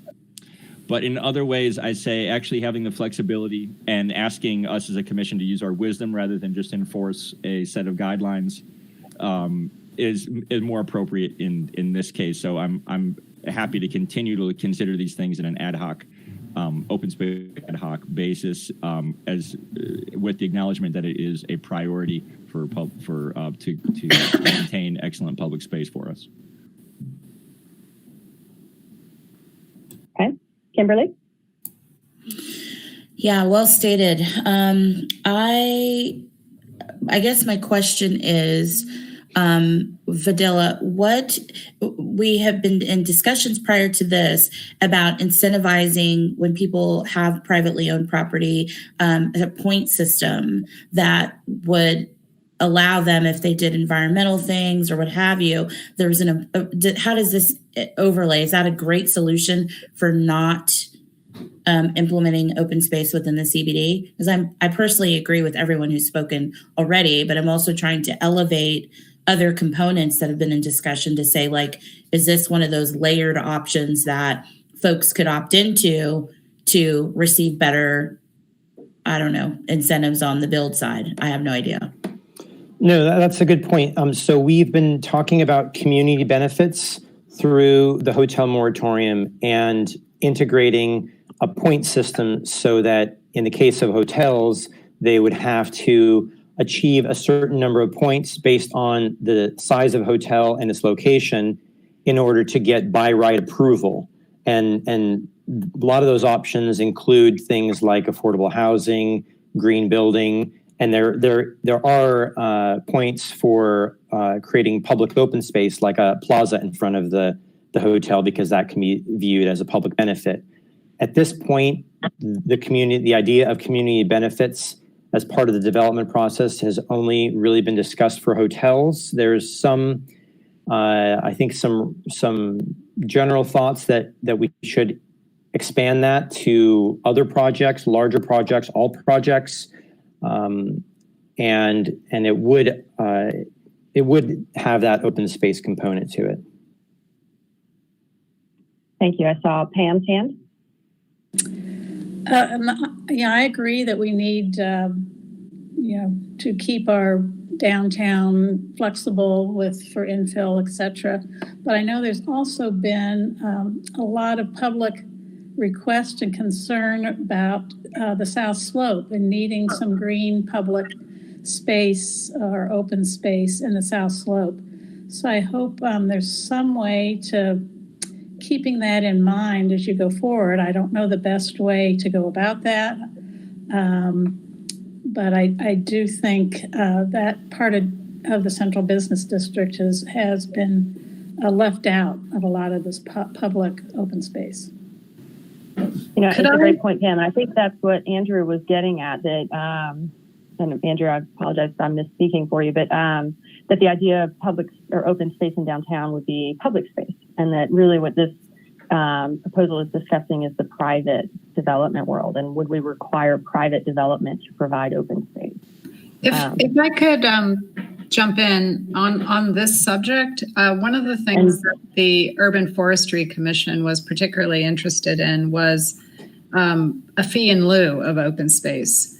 So I think when they saw downtown, they kind of got a little bit excited thinking that if a developer didn't want to provide open space, they wanted to maximize that they could pay this fee. And the fees could be used, in theory, to secure space, for public open space in the downtown. So it might be helpful to hear from the commission on their thoughts about that. It as Videla had mentioned earlier, it would increase construction costs, just like tree preservation. And we thought staff's opinion was that with the new tree preservation requirement, if we, added onto that an open space requirement, that, that could just sort of augment the costs and in an unnecessary way. So we weren't prepared to kind of change what we already, since we already exempted the downtown, we weren't really prepared to kind of go there. But in order to be able to respond to their particular interest in the fee, it might be helpful to kind of hear what the commission thinks about that. Thank you. And that was Shannon Tuck, for those of you listening in who works with the city. I saw someone else's hand. It was Andrew. Okay, go ahead. I feel like this conversation is really one for a downtown master plan and an update to that. Because I think it is a conversation we should have, but I think if we look at it in this silo that we're looking at it in right now, we're not going to be able to have the long-term results that we're looking for. I think the one thing about open space and trees and and all this great green public amenity stuff that we're talking about it's great, but it's also a fungible resource. It's like parking. We can shuffle it around. We can use it in, there are places where it might be more effective and other places where it might seem to be tacked on. And so I think rolling this up and repeating the need for an updated downtown master plan and talking about those things together is helpful. But I'm with what Shannon said, I'm very interested in hearing about how we can leverage some of the development that's happening to have some of those benefits, like the Urban Forestry Commission has suggested. I'm very interested in having those conversations. I'll agree with Andrew Fletcher. This is Chair Turner. I was also thinking the same. This commission in particular for several years has requested that we fund updates to the design guidelines for downtown. And even with the hotel moratorium and the new guidelines potentially for hotels that have come up again, that our own guidelines are incomplete and outdated. And to me, this is a great discussion for them. So when we, our design guidelines are points of recommendations, not necessarily requirements. But if you're going to have this, we recommend it be here and not there. And I think this could really meld into that. So maybe it's part of a larger conversation of how we update and when we can prioritize finishing our own guidelines. And maybe it's something we can integrate into the slow moving, but still happening downtown master plan update. It's over a few years.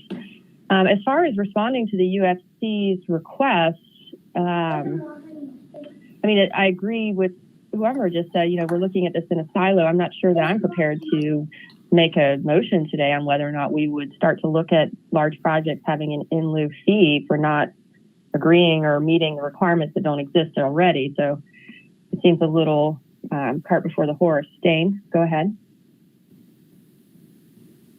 Yeah, I would say, first of all, we do need more public spaces in downtown. And I think Pam is right. The South Slope has been very much ignored as far as, any kind of public space.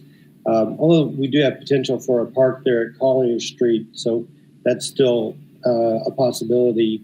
But I think there are better ways to fund it than by tacking it on as a fee for new development.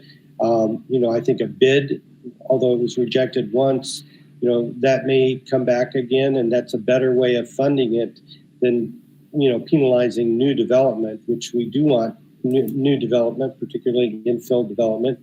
And I think, if it's part of the master plan and green space is prioritized, then looking at funding at that time would be the appropriate time for that.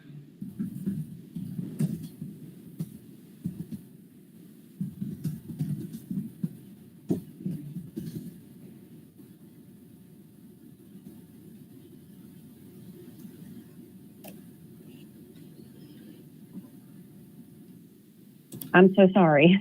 Didn't realize I was muted. Okay, Chair Turner here. I was just going to say thank you to Vidila and Shannon. And if we don't have any more questions or comments for them, we may just be able to wrap this up. But I would encourage you as commissioners to read through this as, residents of the overall city, because there are some significant changes in here that you may like to weigh in on. It sounds like this process is going to council in just a couple weeks. So please do read through them, particularly if you do any work outside of downtown. Any other questions or comments for them? Okay, great. Vidila, does that help you get what you need for today? I think so. Yeah, thanks for your time. Yeah, and thank you for all your hard work on this. I know you have been working on it for a long time, and I'll reach out to you personally about some other things. Thank you, Shannon. Okay. We see your notes. Okay, let's see. All right. Next up, we're doing good. It's 10:38. I do want to apologize. When we were going over the 68 Haywood, I did mean to read some of the public comments. We had 3 public comments, and I'm sure that the folks that submitted them were hoping they were read or acknowledged in some way. So my apologies to them, and please do read those comments. They will get passed along to next group, but apologies if you are still listening. All right, we are moving on to updates and reports, and we're going to first hear from the Asheville Buskers Collective, Mr. Fletcher. In the interest of time, will be really brief. Discussions are ongoing, continuing from the update that I provided at the last meeting, and continuing to talk about general sound escalation, especially in Pack Square. So some good news though since then was that in the budget there is an item for a dedicated non-APD noise enforcement staff person, and which I hope will get a lot better results than our current enforcement system of relying on APD. So I'm hopeful that we have some solutions for everyone that are coming, but things certainly have been a little tough for some folks out there. So thank you. All right, thank you, Mr. Fletcher. Next, we have Megan Rogers has joined us again, the Executive Director of the Asheville Downtown Association. She's going to be giving us an update. Hello, Megan. Thank you for joining us. Hi there. Good morning. Thanks for giving me the opportunity to come on and just give you a quick update on the ADA. I do feel like things have been a bit quiet amongst our members lately. I think folks are hunkered down, trying to make the most out of October and the upcoming holiday season in hopes of riding that through the January and February months. So those are the big concerns right now.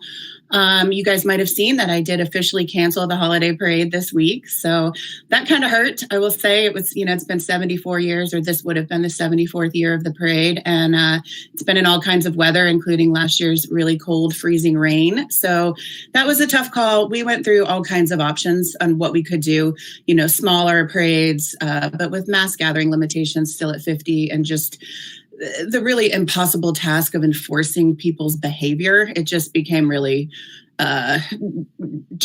irresponsible to move forward with it. So we are working on some ideas for holiday promotions and smaller events and some messaging in hopes that we can get folks downtown to shop for the holiday season and visit our restaurants. So that means it's been a full year with no events, and that's tough to swallow. We certainly feel that, financially through the ADA, but so many other partners that are usually involved in events are also feeling that. I've talked about musicians and music industry professionals, I think, the last couple of months, but, it's screen printing and graphic design, it's other nonprofits, it's waste management. It really trickles down, and the impact has been pretty significant on our community for folks that are in events. So, here's hoping that we can get past this next year and start doing some events again. That's all I've got for you. If you have any questions, happy to answer them. Thank you, Megan. I know that was a hard decision to make. I appreciate you being here to update us. Sure. Did anyone have any questions for Megan? Okay, thank you. We appreciate the update. Okay, we are now moving on to the next portion of updates and reports, which is the local business leaders or local living economy working group with Franzi. I don't see you. Did Franzi leave us? Oh, there you are. Sorry. And the local living economy working group has been, temporarily put on hold, those meetings, but there is still a group of us that meets on a monthly basis, and not many updates. I commend Megan for that hard decision of canceling the parade this year and all of the responsibilities that she's had to do with events downtown after 5 and others. I pretty much echo what she said. What I hear from folks and local business owners is just very concerned as the weather gets colder. Flu season is upon us, and January and February are rapidly approaching. So, that's all. Thank you. All right, now we are on to, for those of you listening, the Downtown Update Report, which we will hear from Dana Frankel. Oh, did we see Brian Haynes join us again? Briefly there. If you're back, that's great. Dana, go ahead. All right, and I will just go ahead and present my screen here. Good morning, commissioners.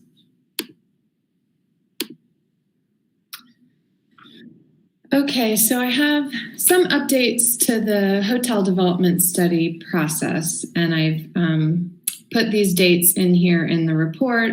There's going to be a council work session on October 13th. I believe that's next Tuesday at 2:30. And so you can tune into that. And I've put the other upcoming meetings on here as well. Planning and Zoning Commission in November. They'll be voting December 2nd. we'll be going back to City Council January 12th, and we anticipate City Council voting on January 26th. Advanced Monument Task Force. These meetings are streamed and they all remain available. And I know that they're continuing to get public input along the way. I actually thought, and it's okay if you don't, but I don't have a lot of specific details to update you all with here. But Andrew Fletcher is engaged, I think, due to his participation on the Public Art and Cultural Commission, as well as being vice chair of the Downtown Commission. And Andrew, if there's any updates that you want to provide to the group, I think that would be great. Yes, so there was sort of meeting of representatives from Public Art and Cultural Commission, African American Heritage Commission, Historic Resources Commission, and the Advanced Task Force. And I think the one thing I can safely convey from that meeting is that they want input. And they're getting some input and they want more input. So if we can rally our networks and bring some folks that have an opinion and feelings about the site, about what to do there. That was really the main takeaway from the meeting. I didn't get I got very much the feeling that things are in process and that there wasn't a lot in specific to report back to answer the many questions that I'm sure we would have and that I had going into that meeting. So public input. Andrew, this is Sage. Any specifics around that? Or are we looking for downtown residents, all residents, anyone, everyone? Was there any further information about? They weren't very specific about who. Okay. I think just more. So that is what I'll convey. And to be clear, I was not representing the Downtown Commission at that meeting, but of course, it's a hat I wear, and so I requested to be at that meeting because I thought it might be useful to this update to have one of us there, as well as, of course, I work on the Public Art and Cultural Commission. So, thank you, Mr. Fletcher. Dana? All right, moving on.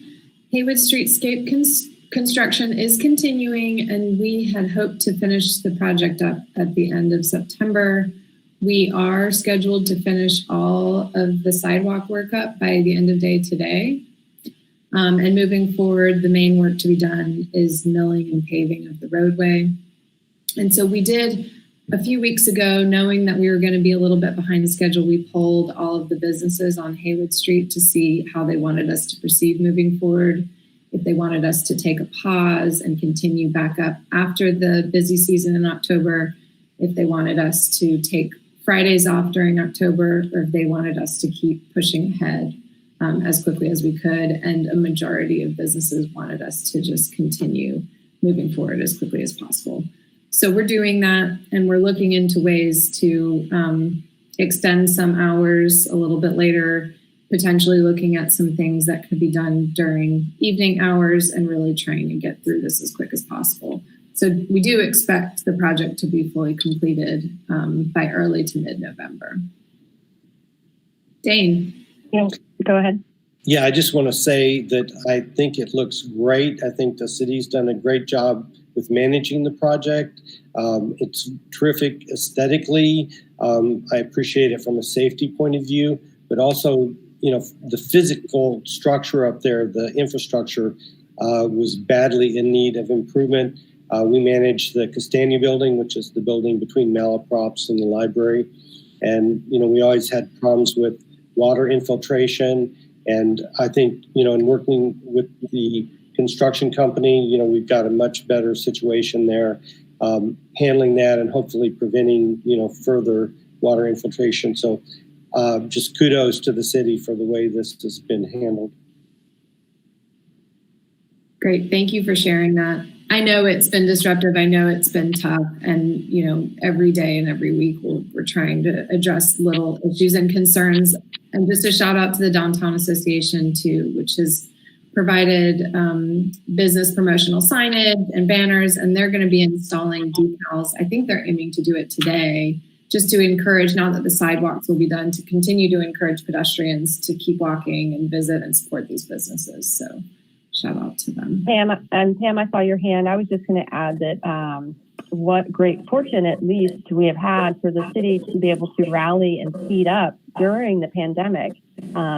I can only imagine what would have happened to these businesses had we not had the pandemic and the whole downtown effectively shut down for a while. So the timing, however awkward, was also kind of gracious to the process. So thank you for continuing to work so hard through the pandemic and get it to be done and done faster. Pam, you had a hand up? Yeah, Dana, I just had a question for that little piece of sidewalk, Battery Park, that's still by the Haywood Park Hotel, that's still the stone. Is that going to come up too, I hope? Because everything else looks so great. No, we have to. I hear you. And it's not part of the scope of work for this project, unfortunately. Okay. Did that bluestone land anywhere, or is it just broken and gone? We're not keeping it as far as I'm aware, so the contractor has it, and that's what I know. Okay. Thank you. All right. Moving on, our public space expansion initiatives, AVL shares space. So we do have some updates. We extended those programs from the initial end date of October 31st. The programs will be running through January 3rd. So we have an extension period. And with that extension, we're also providing some winter guidelines for businesses, which lets them know what they can and can't do with heaters and with tents, and reminds them to maintain the spaces in weather events and things like that. And we've done a training we've done a presentation with AIR members. We do have staff available to provide one-on-one support for businesses. Specific questions about heaters, they can email buildingsafety@asheville.nc.gov. We have a phone number available as well, so it's all within the guidelines document. And we know in some cases it's going to be a challenge, particularly in a downtown environment, to figure out what type of heater, and if you do propane, where you store the propane tanks. I mean, but basically we've put all of that information in one place regarding fire safety and building safety so that people can understand what's possible in the winter hours. And we want to continue to support folks as much as possible. And I'm also we did a survey with all the participating businesses that have expanded. I think we got 41 responses, and I just highlighted some of the feedback that we got. It was positive.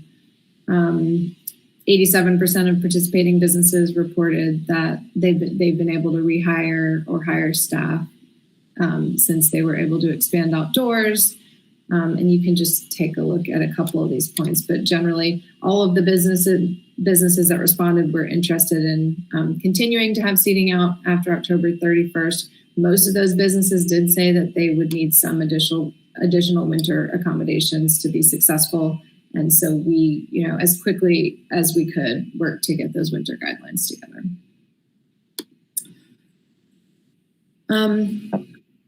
Dana, if I may interrupt you just for a second. I saw a comment come through, and I just want to make sure, when we're meeting, these comments don't necessarily pop up, and we're being recorded, and people are maybe listening without having any visual. So there was a comment to Ms. Dahl and you, Ms. Frankel, to consider ample lighting as a necessity to black and dark bodies. Residents can always purchase drapes and window treatments designed to keep light out, but dark bodies are worth more than drapes. That was the comment from Ms. Hunter. And Ms. Hunter, I love that, but if you could speak them, then I think you were not on when we started, and I mentioned maybe don't use the chat if you can avoid that, please. Sure. Yes. Thank you.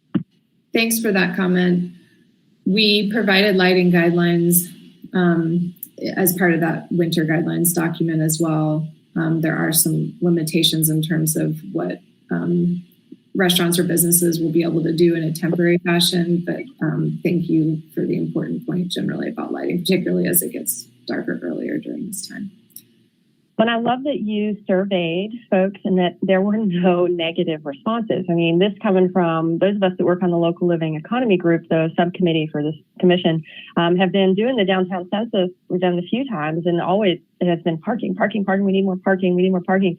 And here we are in this situation where we have adapted much parking to outdoor dining, and we're only seeing positive results. So just a gentle reminder to ourselves to experiment more often and plan without fear. Bruce, go ahead. Yeah, I noticed that there was an email, I believe it came from ADA, talking about a wholesale order of outdoor heaters. And then I thought I saw something that someone had paid for all of those. So I was just curious if Dana had an update on those 200 heaters. Mountain BizWorks is coordinating. I don't know if it was one group order or are continuing to coordinate group orders, but Mountain BizWorks is helping with that. And I know that the Asheville Independent Restaurants has been involved and that the city has been supporting that and providing guidance along the way.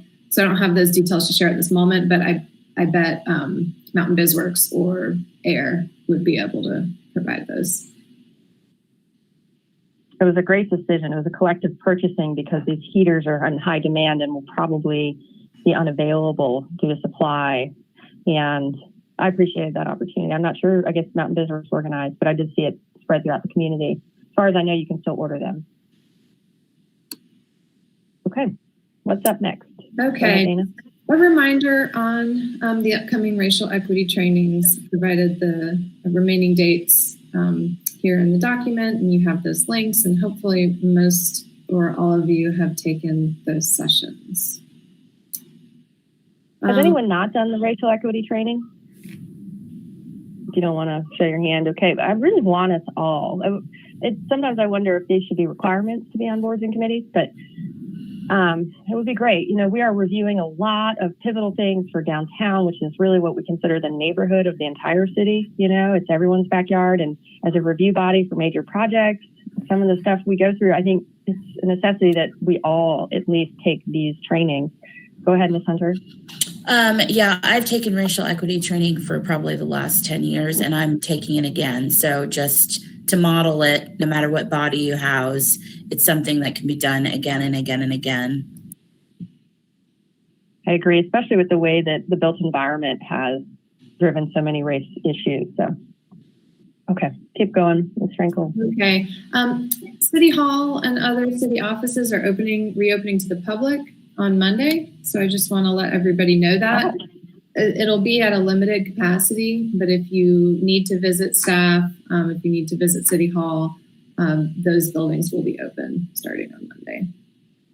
And there are more details I've provided in the link here in the report. Is there discussion around when virtual meetings might stop? Thanks for noting that. I'm not aware of any updates on that front, aside from the fact that we'll be continuing to meet virtually for the time being. Okay. I'm hopeful that we will continue to record regardless of being virtual. This has been a very successful way to increase engagement. And I've just provided some updated resources on COVID-19 from Buncombe County Health and from the state. We moved into phase 3 the beginning of October. So some links are available to you there. And we continue to staff a call center if you have questions about COVID-19 or any of the guidelines. And with that, happy to answer any other questions. Any questions for Dana? Great. We have a couple minutes left, and I don't think we have any public comment in general. We just had public comment for 68 Haywood. Is that correct? Okay. What about informal discussion and future agenda items? Anybody itching to get something on an agenda? Ruth? Yeah, I'd really like an update and I don't know if it's from the police department. I don't know if it's from someone else. I know there's lots of discussions about things that are going on downtown, but I participate in the ADA Issues Committee, which meets once a month. And there's been lots of discussion about an increase of travelers, but there's also been talk about an increase of drug use near the bus station and also in some of our parks. And so I'd like an update from someone on what's being done to try to mitigate some of the disruptions that downtown is seeing. And I'm getting comments from individual business owners that are kind of a little weary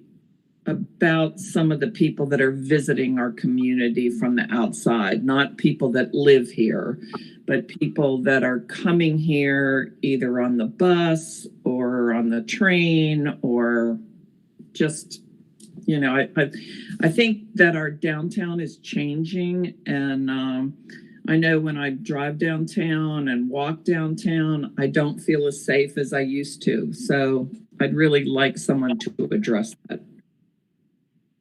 Well, and how about, here's a suggestion. Since public safety is one of the things that we advise council on as our role as a downtown commission, what if we keep a standing update on public safety in general?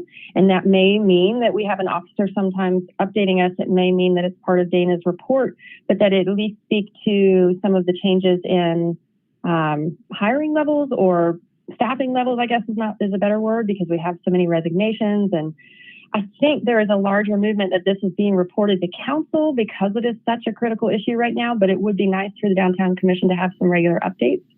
What do y'all think about that? And then Ruth, what you're saying as well, crime statistics or any observations and efforts around travelers. Kimberly?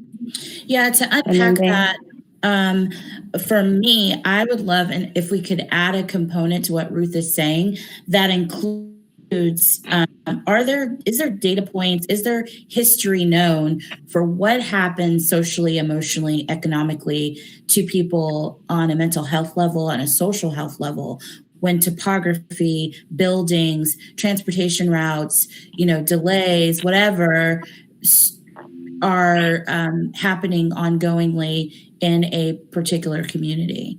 I think we talk a lot about, cement up as our domain.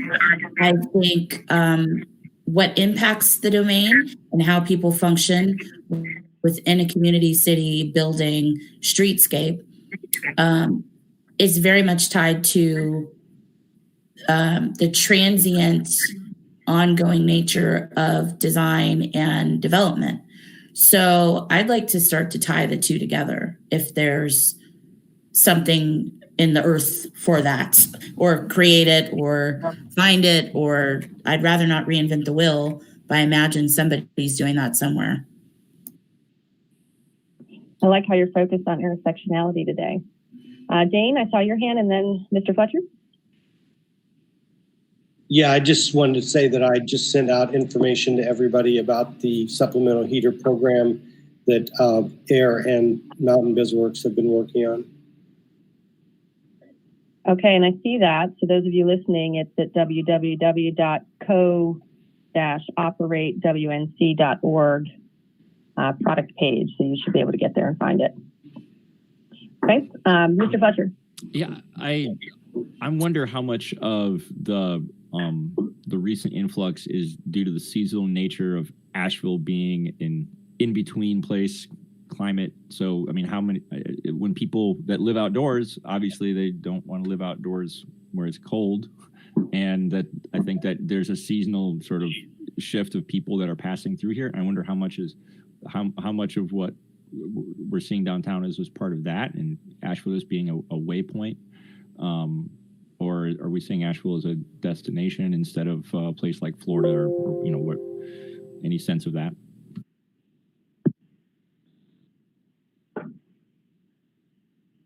Any other questions, comments? I work downtown every day, and I have noticed a large influx. I think mainly because it's October, and maybe we've moved into this new phase of reopening. I see you, Dana, in Franzi, and I've just noticed an uptick in the last couple of weeks. So it might just be seasonal. Dana, what were you going to say? I was going to offer that maybe we have Robert Stevenson come to the next meeting. He works for Homeward Bound and he does homeless outreach. The city pays for that contract. And so I think maybe he could provide some good updates for us. He's worked for Homeward Bound for some time. And in addition, just to note, I know that we talked about the Reimagining Public Safety engagement effort last month. And I know that the city got a ton of input. And we learned at the council meeting and the passing of the budget that there will be some additional resources allocated to homeless outreach. And so I think probably maybe hearing from Robert and understanding more from their perspective, what's going on, and understanding what that additional service could potentially look like might be helpful. So just wanted to offer that. That's a great idea. Let's do that. Franzi, did you have your hand up? Oh, okay. Sorry. Any other questions, comments? Okay, well, we got a couple future agenda items. You can always email them to Dana and I if you have further ideas or discussions that you'd like to have as a commission.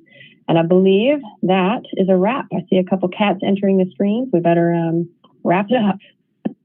All right. Thank you, everyone, for your time today and for meeting virtually once again. And we'll be in touch with future items and follow-up. And yeah, thank you. We are adjourned.